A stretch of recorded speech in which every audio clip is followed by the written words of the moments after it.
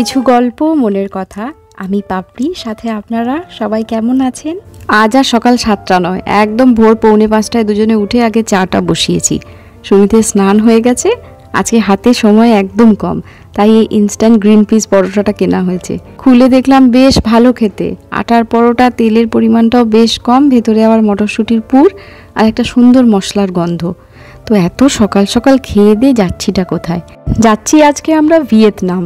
Luckily আইভিও বেশ সকাল সকাল উঠে পড়েছে, কালকে তাড়াতাড়ি ঘুমিয়েও পড়েছিল, ওকে নিয়ে অতটা ঝামেলা পোহাতে হয়নি। তবুও বাচ্চা নিয়ে কোথাও বেরোনোর আগে লাস্ট মিনিট প্যাকিং তো চলেই, দেখছেন ঘরের অবস্থা। আর সব কিছু এত তাড়াহুড়োর মধ্যে হয়েছে যে বেশ কম সময়ে অনেক কিছু গোছানোর একটা চাপ পড়ে গেছিল। যাই হোক, মোটামুটি সব গুছিয়ে আমরা তৈরি হয়ে নিয়েছি, গাড়িটা বুক করা হচ্ছে, আমিও আমার ঝোলা নিয়ে প্রস্তুত।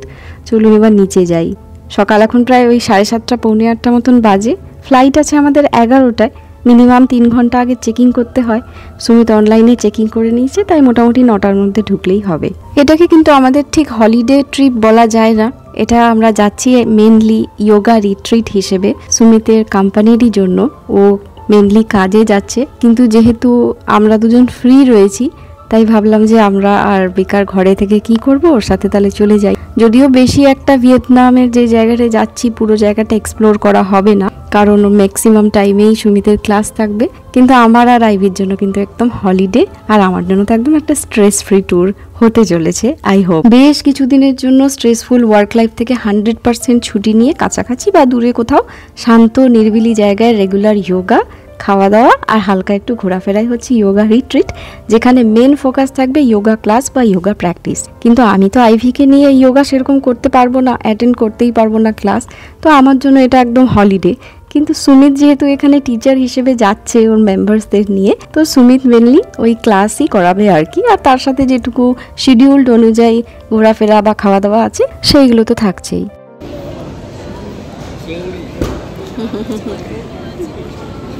Slowly, I would say in Hindi. No, I understand slowly. धीरे धीरे धीरे धीरे धीरे धीरे. Dhire, dhire. या Dhile, dhile. या ভারতবর্ষের বাইরে ভারতের কালচার বা ভারতের ভাষা নিয়ে যখন কেউ আমাদেরকে জিজ্ঞেস করে বা ইন্টারেস্ট দেখায়, সেটা যে কি আনন্দ লাগে না আমি বলে বোঝাতে পারবো না। ভদ্রলোক এক্ষুনি জিজ্ঞেস করছিলেন যে স্লোলি স্লোলিকে হিন্দিতে কি বলে, সেটাই আমরা বললাম ধীরে ধীরে। উনি এটাও জানেন যে হিন্দি আমাদের ন্যাশনাল ল্যাঙ্গুয়েজ। লাগেজ চেকিং আমাদের হয়ে গেছে, এবারে আমরা ইমিগ্রেশনে ঢুকবো। ইমিগ্রেশনে ঢোকার আগে এই জায়গাটা কি সুন্দর করে সাজানো দেখুন, এখানটায় একটা ভিডিও না নিয়ে আর পারলাম না। এই বছর সিঙ্গাপুরের ন্যাশনাল ইয়ার হিসেবে 60 ইয়ার্স কমপ্লিট করলো, এই জন্য SG 60 লেখা রয়েছে। আর ওদের ন্যাশনাল ফুল যেহেতু অর্কিড, আমি এর আগের একটা ভিডিওতে শেয়ার করেছিলাম, সেই জন্য এখানে অর্কিড দিয়ে সাজানো রয়েছে। আর এই সাদা মথ অর্কিডটা আমাকে অনেকক্ষণ ধরে টানছিল, দূর থেকে দেখতে পাচ্ছিলাম, ভাবছিলাম কখন কাছে আসবো। সবগুলোর মধ্যে এই সাদাটাই সব থেকে সুন্দর লাগছে। আর এই কিউট রিক্সাটা দেখে মনে হচ্ছিল একবার চড়ে বসি, এটাও খুব সুন্দর করে সাজানো। যাই হোক, ইমিগ্রেশনের সমস্ত কাজ আমাদের মানে ডকুমেন্টসে যা কিছু কাজ সেগুলো হয়ে গেছে। এরপরে আমরা যাব ফাইনাল জায়গায়। তার আগে যেহেতু সকাল সকাল বেরোনো হয়েছিল, আইভির একটু হালকা খিদে পেয়েছিল, ভাবলাম এইখানটায় বসে একটু স্যান্ডউইচ খেয়ে নিই। এয়ারপোর্টের ভেতরেও বাবা মা আর বাচ্চাদের কথা চিন্তা করে যে এরকম ছোট্ট একটা প্লেগ্রাউন্ড করে রেখেছে, এটাই অনেক বড় কথা। সচরাচর বাচ্চাগুলো এক জায়গায় তো বসতেই চায় না, যদিও এই প্লেগ্রাউন্ডে লেখা ছিল যেটা 6 to 12 ইয়ার্স, তবুও আইভি এখানে দাঁড়িয়ে দাঁড়িয়ে অনেকক্ষণ খেলেছে। আবার শেপটা দেখুন একটা পাখির মতন। পুরো এয়ারপোর্টটাই খুব সুন্দর করে সাজানো। ভেতরে আবার দুজনের সাথে দেখা হয়ে গেছে, এনারাও আমাদের সাথেই যাবেন। পুরো একটা টিম রয়েছে, কিন্তু ওই টিমের ম্যাক্সিমাম মেম্বার আগেই চলে গেছে Vietnam to spend there holiday time. আমাদের সাথে আজকে ওই 3-4 জন মতন যাবে। একটা কথা মানতেই হবে, এই পুরো সিঙ্গাপুর এয়ারপোর্টটা এত সুন্দর করে সাজানো যে বোরিং হওয়ার মতন কোনো জায়গা নেই। যেখানেই দাঁড়াবেন কিছু না কিছু নতুন জিনিস দেখতে পাবেন, কিছু না কিছু ভালো লাগার জিনিস থাকবেই। এই যেমন এই জায়গাটায় জলের মতন ব্যবস্থা করা রয়েছে, ভেতরে আবার ছোট ছোট মাছ ছাড়া রয়েছে। কত বড় এরিয়া নিয়ে ভেতরে কত রকমের মাছ, আর জলটা একেবারে কাঁচের মতন পরিষ্কার। ব্যাস পেয়ে গেছে আইভি ওর ফেভারিট জায়গা। অনেক বাচ্চা এখানে এসে ভিড় জমাচ্ছে, কিন্তু আমাদের এখানে বেশিক্ষণ দাঁড়ালে হবে না, বাকি আরও 2 জন আসলে আমরা এখান থেকে বেরিয়ে পড়ব।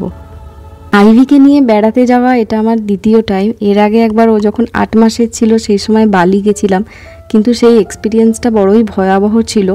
আমরা নিজেরা যদিও যাইনি, আমাদের যেতে হয়েছিল সামহাও, কিন্তু ওইটুকু বাচ্চাকে নিয়ে গিয়ে ওরে বাপরে বাপ, সে একেবারে ধুমধুমার কাণ্ড। এখন যাই হোক, ও 2 বছর হয়ে গেছে, কিন্তু মায়ের ডিউটি থেকে তো আর কোনো ছাড় নেই। সারা দিনের বেশিরভাগ টাইমটাই তো ওকে খাওয়ানো, স্নান করানো, খেলানো, রান্না করা। কিন্তু এখন যাই হোক পুরো টাইমটাই ওকে দিতে পারবো। রান্না করার সময় ভীষণ কান্নাকাটি করে, এখন একদম পুরোটাই ওর। ফ্লাইটে ঢোকার আগে লাস্ট চেকিং হয় হ্যান্ডব্যাগ চেকিং, মানে আপনি হাতে করে নিয়ে যেটা ফ্লাইটের ভেতরে ঢুকবেন সেই ব্যাগটা। যারা সচরাচর গিয়েছেন ফ্লাইটে তারা জানবেন। তো আমরাও সেই সমস্ত চেকিং করে এবারে উঠে যাচ্ছি এয়ারবাসে। এয়ারবাস কিছুই নয়, এয়ারপোর্টের ভেতরে এই বাসটা আমাদের এই গেট থেকে, যেখানে আমাদের ফ্লাইটটা দাঁড়িয়ে রয়েছে, সেইখান অবধি নিয়ে যাবে আর কি।